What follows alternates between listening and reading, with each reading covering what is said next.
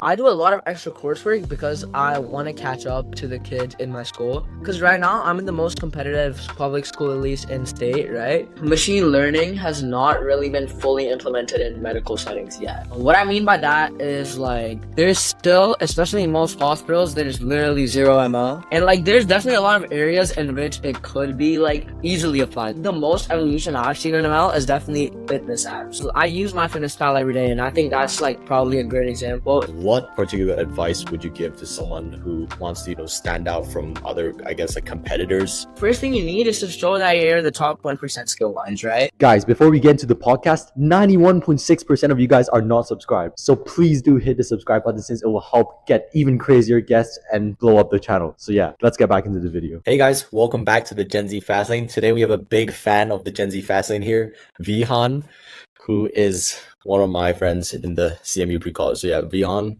why don't you do a short introduction of yourself? Hi, I'm Vihaan. I'm studying AI at Stanford and comp sci and data science at CMU right now. And I'm a student at Interlake High School in the IB diploma program, the accelerated IB program. And my passions are medical ML.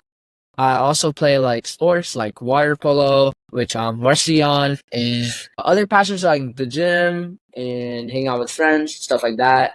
But yeah, that's basically who I am. I do ML and I like to have fun. Nice. So just starting off, how's your overall experience been at CMU past couple weeks? I think there's definitely pros and cons. So pros are definitely the network. I think the best thing here I found is important people. There's kids here who have really strong connections or really good research projects or really good positions. I own a nonprofit and a lot of them I've had the ability to hire or get positions at my nonprofit, which is really nice because normally it's very hard to find good applicants, especially applicants who are genuinely talented at what they say they're talented at, because you don't have direct experience with them in person. And also, I want to build a team with people who I genuinely know as people, because I don't believe in the idea that someone in the workforce is completely different than someone in their personal life, right? I think there's definitely a connection there. And I think the connection is definitely not what people would expect. I think there's an inverse connection. I think the people who are the most unserious in general circumstances are the most committed when it comes to work. It's kind of like me too. I'm pretty unserious when it comes to most things socially, which is why people don't really expect me to be that serious about my work. But there's a quote, it's a Clint Eastwood quote that I think is really influential. It's basically, it goes, take your work seriously, but don't take yourself seriously. And I think that's a quote I kind of live by. If you know me, you know what I mean. I'm a really unserious person, but I can take my work super seriously, and I work really hard and I get stuff done. So I think basically networking has been really good here, but other than that, it's pretty, I don't know, it's kind of mid, bro. The schools, the education here is not as good as I expected, I guess. It's the fundamentals class is just APCS. It's all APCS material. I already passed APCS, I got a 5, and it's pretty much useless to me now. A lot of it is just to me, it comes intuitively. So I don't get bad scores on anything. Homeworks, my homework average is 100, my quiz average 96, 97 or something. Right. And it's other than that, I don't really it's I don't know. I wish that I would have taken 122, 127, which is principles of engineering, computation, and the core requisite math class. And those are apparently the hardest class offered at summer session, which is the program I'm taking right now. If whoever's watching doesn't know, it's a program where you can take 2 college courses. And apparently it's the only 2 hard courses in summer session. And I think having them there on college, I have to get A's in those classes. So I think I'm planning on coming back next year and taking those maybe. But I mean, right now the thing is the coursework that I'm taking does not really look that impressive, because the college knows that the coursework is super easy and there's nothing challenging about it, and it's kind of a breeze, which is not, it's it seems good, right? But in reality, it's not good, because on college apps and 2 influential people who actually know the coursework, it's just gonna look super bad that, oh, I went to take super prestigious program just to take the easiest classes there, basically. Which is why I tried to avoid some classes too, there's this one class there, AI for Humanities. I know Vostos in it, and I asked people around. Like, I got some connections with Water in summer session, and what I heard from that class is that like, while the people in it are super dedicated to AI, the actual coursework and like especially the teachers and stuff are not super like professional in AI, which kind of did get confirmed for me this year by people in the class. I asked people, they said the teacher whose name is like Ting Su. Apparently, she's not even an AI teacher, she's like a Chinese teacher or whatever. So, Yeah. and I try to avoid those classes, but I still ended up in two pretty easy classes, which I don't like. Other than that, connections are good though, and that's always a good thing. So, Yeah. So growing up, how did you fall in love with the topic of, AI and machine learning? actually, I didn't really. Okay, so I grew up in a place with like super low access to technology. I grew up in rural India, and I didn't really know about CS for the longest time. But what I did know about, I did want to pursue medics. I do medical AI now, but I didn't want to pursue medics because where I grew up had super horrible access to healthcare. Like there's been like several times where I like got extremely sick and like could have like gone like permanent lung damage or even in some like worst case scenarios I could have died at like a really young age, and that's like always like a harsh motivator to just start like pursuing these things in the places where you can't find them, right? Like growing up not like fully economically stable, always like kind of you get like the drive to pursue just like better technology because if you're like if that's accessible to you, it's a lot better to pursue that than to not pursue it, right? And I've begun to do that myself with AI, and I started doing AI because of like ChatGPT basically. I like used ChatGPT once. I was like, wow, this is influence. Like, this is crazy, right? And I just jumped straight into it. I took a program from Inspire AI. I got in because of like a lot of programs for me. It's like when I don't have a lot of experience, like easier programs I do get into often because I have like a lot of good influential stories to use from my past, right? And now I've been getting into more influential programs because of my like research work, because of my like other stuff. So like I did that program, created this like AI model that detects fake news. And then I just started like kind of working on I right out of it, I was like, okay, like I can use ML binary classification to do brain stroke because like one of my uncles is a neurologist and he said it was a problem that's like pretty unsolved, right? By like machinery. And I was like, oh, like I could immediately pounce onto that. Like I immediately started doing research. At first I used a 2D convolution, which is basically it convolves over a 2D image. And I got 1.0 accuracy, but the thing is like the model wasn't like fully fit to all brains because like the data set I had was not great at the time. And I switched it out for a new data set with 3D variance sketch instead. Basically it was like a lot more like generalized across the whole population. Even though it only had 60 patients, it was a lot more generalized. And like, I got all these data sets off Kaggle, by the way. So if anyone watching is trying to do AI research, Kaggle is a really good resource for data sets. And I just started doing 3D convolutions on them. And eventually I trained like a really good model. I have 96 accuracy currently. I'm trying to train to 1.0 val and test. And yeah, that's pretty much it. So like, my advice to like people doing AI is basically just pounce on whatever opportunity you have because like we live in a world where opportunities don't come to us easily, right? Like I think it's super stupid to like have like the ability to like do AI research on something crazy and like have people near you good at AI or have like resources to like study AI and you just don't. Or like if you like or wherever you're pursuing, honestly, if you have resources to be able to like further yourself in it and you just choose not to, that's like kind of stupid to me personally. So just be opportunistic and you're gonna see results eventually.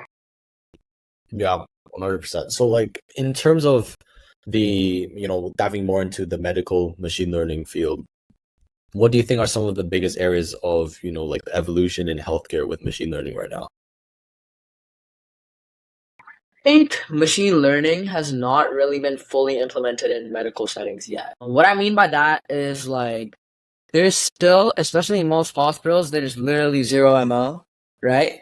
And like there's definitely a lot of areas in which it could be like easily applied, like super easily. But the thing is the medical field is a little bit against that, right? Because like That's like a doctor's whole job is like classifying that. And also if the model like screws up, like it's like hard to I don't know, it's hard for patients to empathize with it basically, right?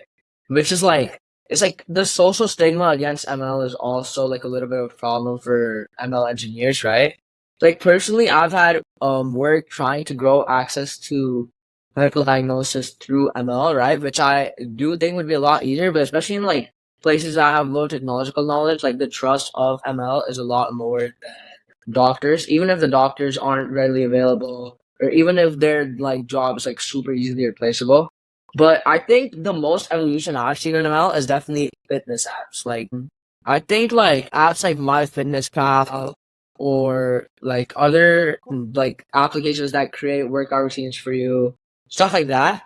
I use MyFitnessPal every day, and I think that's like probably a great example. It uses AI in like so many like really amazing ways. It classifies food. It's able to like estimate the calories of like a meal by scanning it, which is super helpful. And it like promotes fitness and health. And it lets people like hit dietary goals or like sports goals or whatever super easily. So I used it while I was training for water polo and stuff like that. I think that's the one place where like people in the public don't see it as like stigmatized, right? And it's more accepted by the public because they don't think it's like diagnosis or like something where a doctor would be needed. So they're more readily like available to take that advice. But like there's still a bunch of public stigma against medical ML in like hospital settings, which is why I think it hasn't like gone to the extent where it could yet. And maybe it just needs more time, honestly.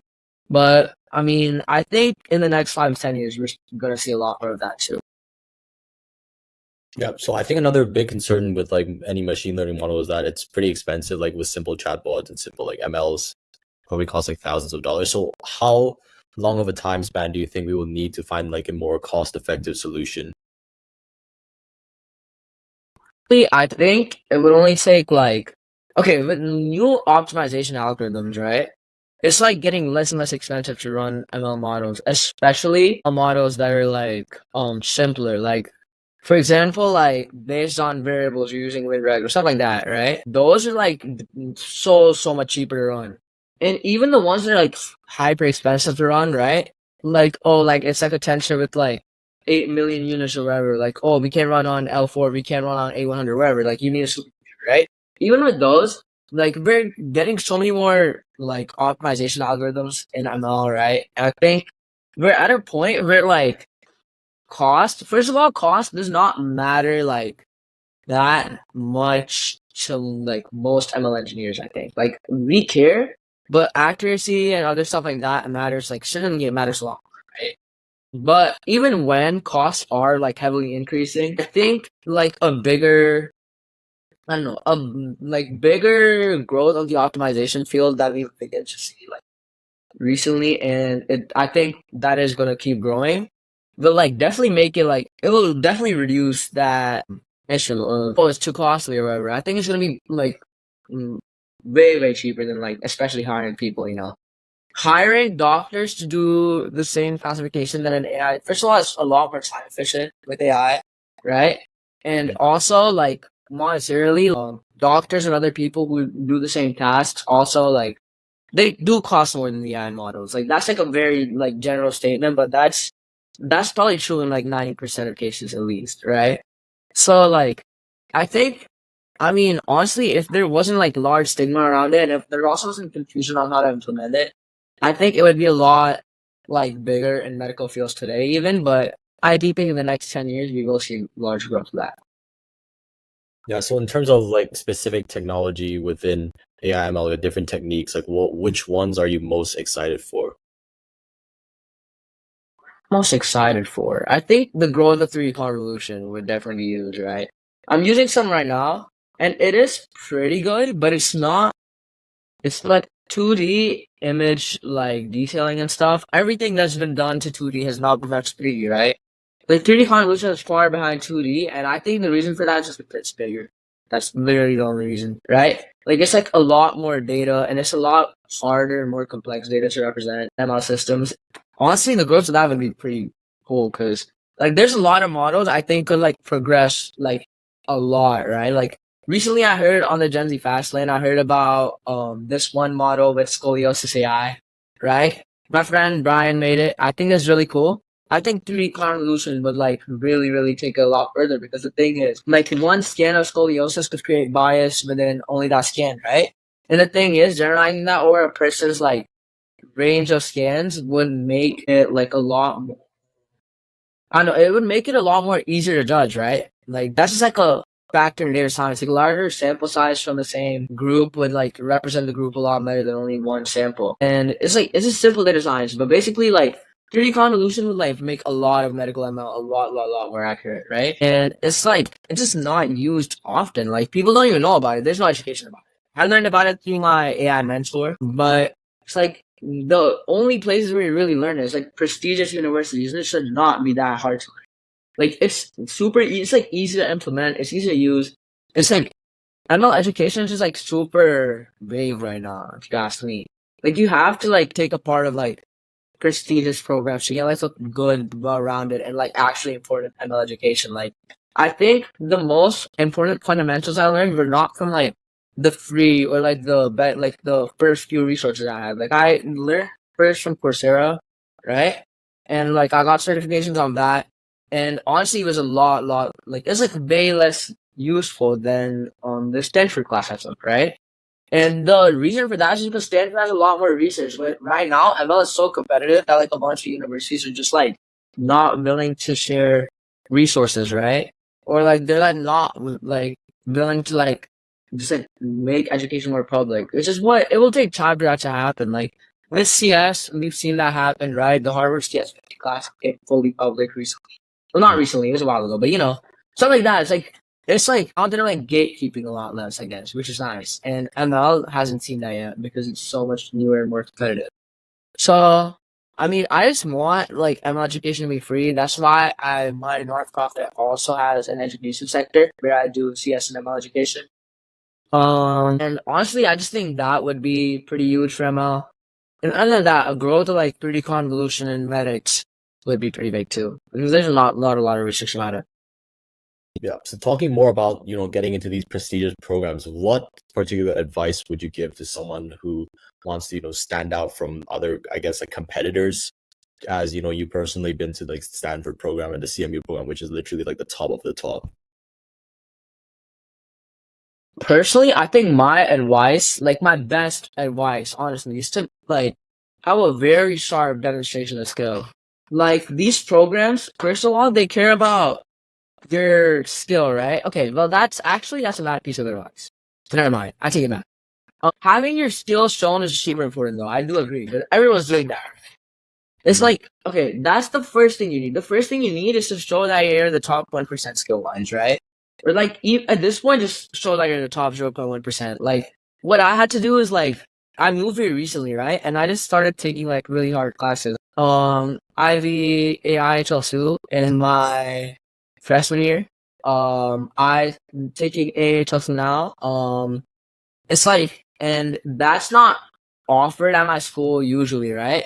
But I did a bunch of extra coursework to be able to do it like a year earlier.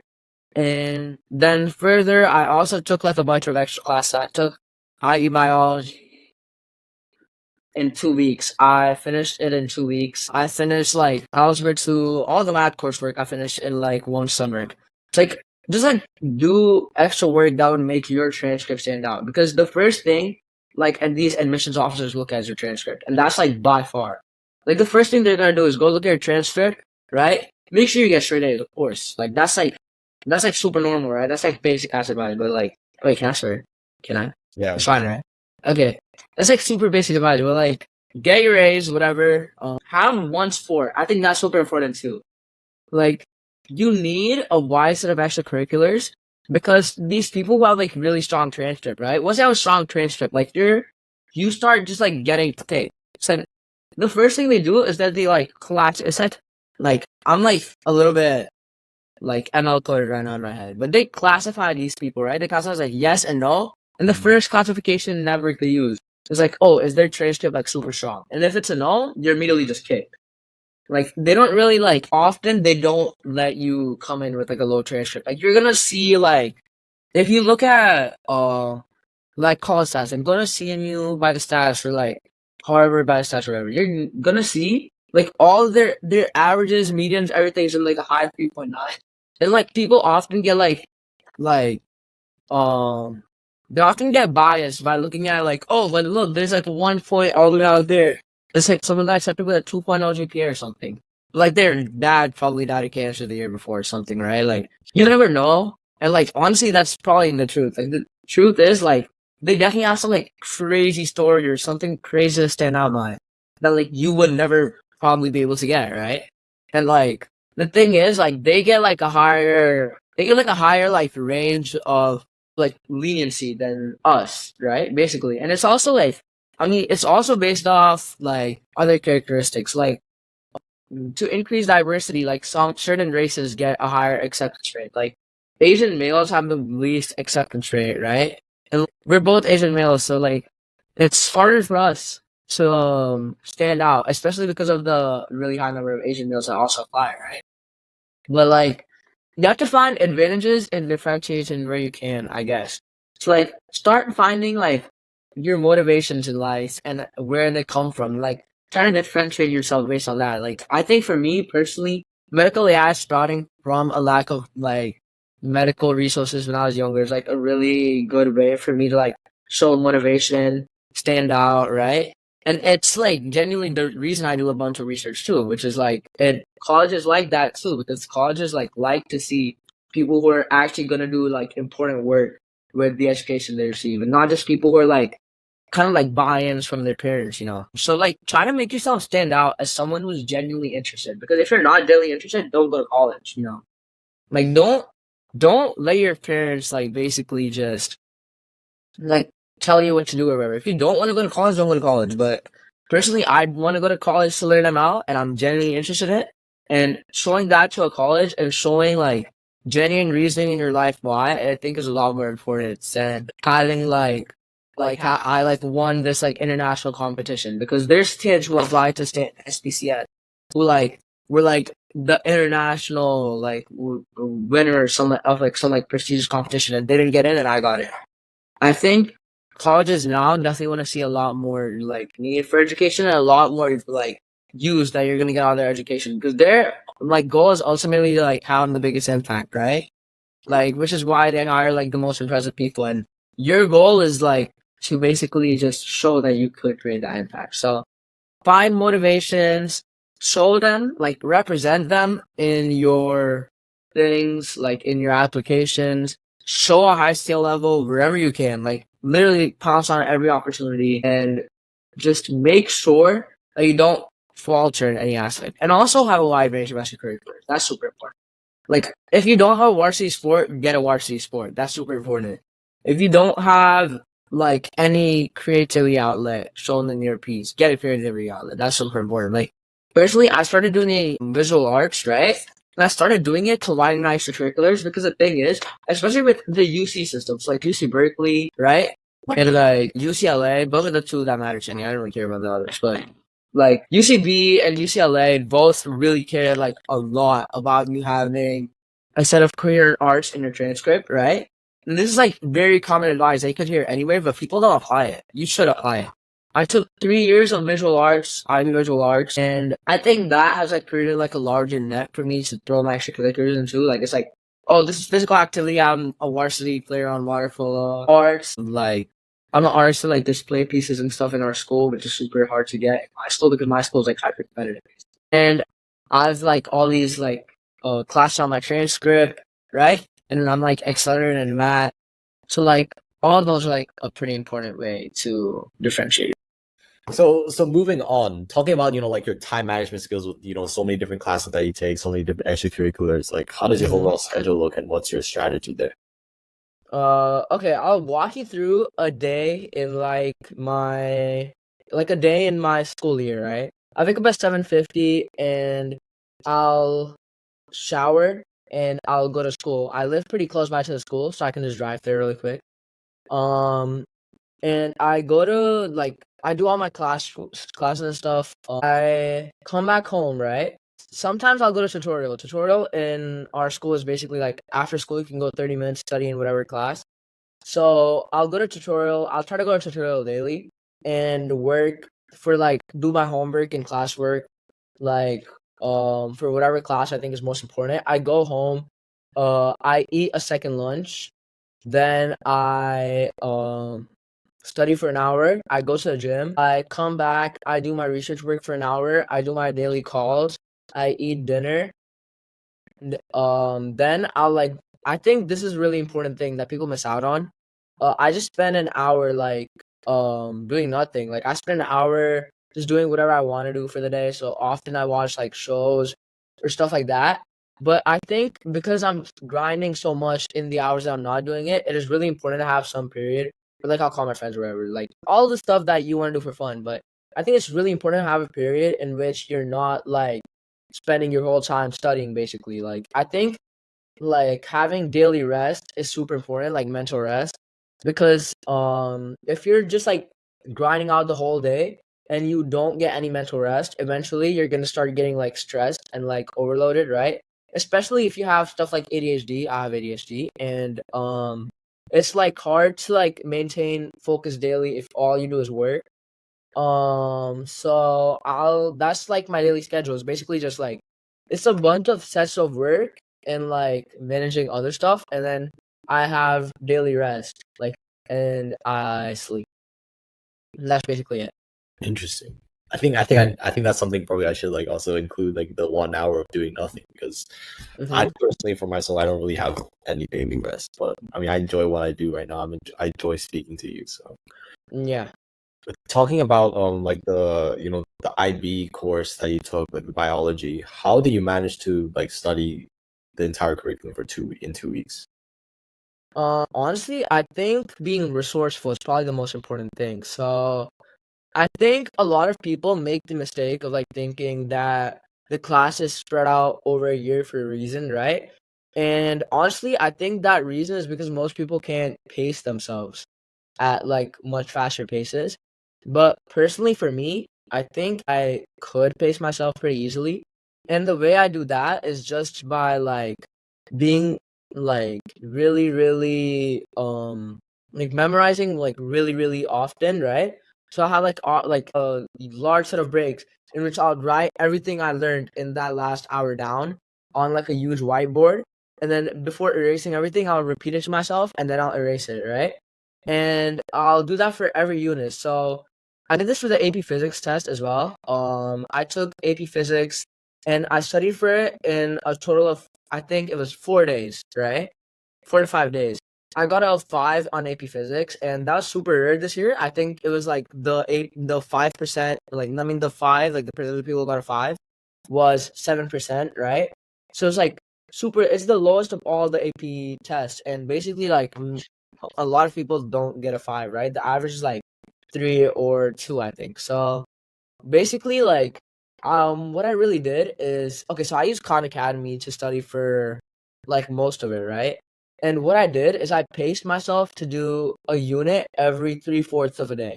So 3/4 of a day I would do one unit, then the rest 1/4 I'd switch, and then I'd continue it like that, right?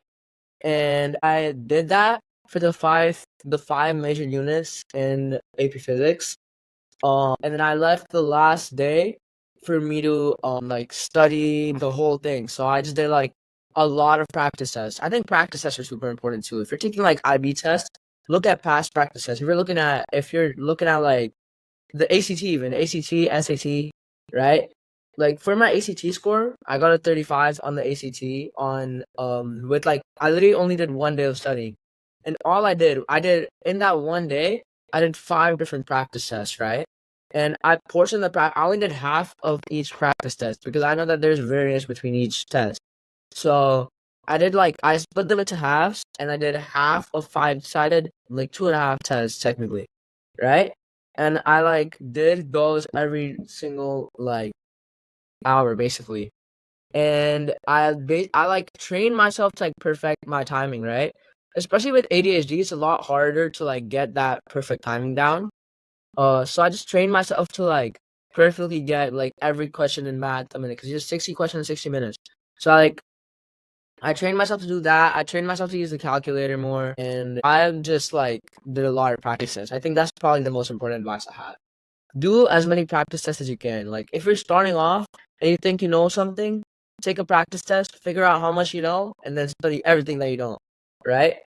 Like find as many practice tests as you can. Be resourceful. That's probably my best advice. Got you. So another follow-up question that I have is you take so many of these like extra courses outside.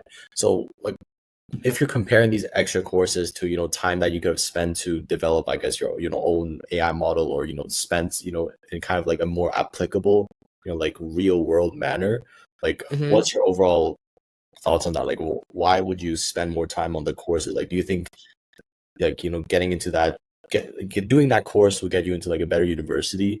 Like, is that like the main reason why you're doing the course or? I do both. I think honestly, I just like I do a lot of extra coursework because I want to catch up to the kids in my school. Because right now I'm in the most competitive school, public school at least in state, right? And our school is one of 3 schools in the country that has accelerated IB. And me joining the school, I was the only person to join the accelerated IB program in the 10th grade. So it was like really, really like hard for me to like adapt at first, right? So I did a bunch of extra like coursework to be able to catch up and like get on like standard with these kids, right? Because like again, like I said earlier, if you don't show a similar skill level, because the first people your college compares you to is like your school, especially if you're in the American school system, right? If you're not in the American school system, I believe it is a little bit different, and they compare you to people from similar backgrounds, but because it's like rarer, except for if you're in like China. China has like 1,800 applications every year or whatever. So like it's like a little bit different. But if you're like international, not from like China or India, you're probably like gonna get compared to like whatever people come from your country. But like if you're in the American school system, you're definitely getting compared to your own school, right? Like that's like the biggest comparison. That's the first comparison you have to pass. And if you have like a worse transcript, you're just knocked, right? So like my biggest advice is to just like try to make an even playing field, right? But at the same time, I do think real world impacts like research, like creating actual like creating like a startup, nonprofit, all these things are more important. Which is why once I did, because now I think I'm ahead of them, most of them in coursework. So I've stopped doing coursework and I've started focusing more on research. So this summer I have a lot of progression with my research. I mean, I completely flipped my research from reaching like extremely low or like not like applicable models, right? Or like neural networks that wouldn't connect to the original data. I've like completely flipped from that to getting like really high accuracies with my research project, right? I'm looking for like more research. I'm hiring people for my nonprofit and I'm creating greater connections. Like just recently I connected with another nonprofit in India that has access to like 20,000 students basically, and I'm gonna be able to provide like an ML curriculum for all of them. So like I've been grinding on these real world skills because I do think they're genuinely more important. But the thing is, the first thing that's happening is like they're looking at your transcript and they're comparing you to people from your school. And I don't want to just like be read by the admissions officer. Like they like look at my application, they go like throw it in the trash or whatever. Right? So I think the reason I did prioritize coursework within my first year, because I only like okay, like most people had 4 years of high school to like create a profile for college, but I only had 3. Because my first year I was not in the accelerated IB program, and I wasn't really like in my first year of high school I didn't really like prioritize college, right? Because like we just moved here, and it was like a great priority for me to get like more in line with the school system. So I did that first, and within my first year, I already like got at a higher level than everyone based on transcripts, and now my focus is definitely within research. And so Nice, nice. So, like moving on to like some of your nonprofits. So, what was your overall inspiration for each of the nonprofits that you created? Obviously, we talked tech one. So, how about the Chef for Homeless? That one. I think my inspiration for like all my nonprofit work is definitely just like my original community. So like growing up in India, there's like a lot of like problems you can very easily see, right? Especially where I grew up. I didn't grow up in the best area as well. And there's like often looting, there's often homelessness, there's like very common like disease or like dead to disease, just like people dead on the street and stuff. And you see these things often, right? And it just makes you like kind of motivated to create like solutions for those problems based off of whatever skill sets you have. So my like first like few voluntary works like getting like food for the homeless and stuff. Those were like more based within like the general problems I had before. I had like the ability to like utilize AI and like better resources or whatever. But now, more recently, they're definitely more based within like applying AI, so like creating AI education for kids, or like creating like AI solutions to medical problems and stuff. And those are definitely like a lot more based within my interests as well, right? But everything sprouts from my community, which is also colleges like that too, because there's cohesion in your application, right? Fake, because recently like most people don't have reality in their application, right? And you can easily capitalize off that by showing cohesion. That's like a really good sign that like you are a highly motivated person, and like you're like have some motivations or reasoning behind like your like extracurriculars, right? You're not just someone who's like pushed by their like parents or pushed by like social stresses or whatever to like do a bunch of random stuff, basically. Yeah. So in terms of like, more question about the nonprofit space, like basically I think everyone who's trying to compete into the top college have their own nonprofit because it's kind of like, Mhm. just a tradition right now. So for someone who doesn't really have like a great story to tell, would you suggest them to like not really invest time in nonprofits since they won't really stand out with other competitors and try and find something else to, grind into? I mean, honestly, I actually do think so, yes. I think if your nonprofit is highly motivated and you have like a lot of great resources, of course you should do it. And you can find whatever like the reasoning doesn't need to be super like great. Like you can find whatever reasoning you really need, right? Your reasoning could just be like Chinese, and in China this is the poverty rate or whatever. Like that's like a pretty decent reason, right? Like it doesn't really matter that much. But the thing is you won't stand out against like the hundreds of thousands of applicants that are Chinese every year, and like they're all like basically just saying the exact same thing you are, because like they're also like don't stand out or whatever, right? So I think honestly, if you don't have like a great motivation or great reasoning behind a nonprofit, if you just don't like really think it would make you stand out that much, I think a really great piece of advice is doing like startup or making a business, right? Those are like more aligned with yourself as well, because you have better resources and abilities to do it, which colleges will know basically, like, and they will be able to like attest that. But if you get good results, like if your not, like startup gets like big, or you're like able to show like good progress or whatever, like if you're able to show ability, that's like a really another like really good way to stand out, because people aren't often able to do that with startups, right? Like recent startups, especially by like college applicants, are like not like really ever used because they're not able to like commit to it, right? Like if you're like really committed, you're going to be able to get good results. And doing that to stand out is probably like really good advice right now, especially if you don't have like any common motive or like reasoning behind a nonprofit. So I do suggest that. Yeah, I think that's a great idea. Yeah. So just to wrap this entire conversation up, what is one of the biggest advice I would give to someone? Obviously, you've given so many great advice in this podcast, which we really all appreciate. But overall, like, what's your one general biggest take? I think being committed to your craft is probably the most important thing for me. So I think understanding who you are and how you work best in every circumstance to better your craft is like definitely the best way you could like possibly progress, right? And just like that applies everywhere. Like I'll give like some examples from my personal life. So basically what I'm talking about is like for me, like in social scenarios, like I make like a lot of jokes, like I do like a lot of like dumb stuff to have fun. But like that's because like that gives me the ability to like have like the mental like carefreeness to then be able to go home and then spend like 5 hours just working on research, or like be able to have my mind like clear and sharp enough that like, oh, like I go to study and like I immediately come up with a solution to a problem I've been having, right?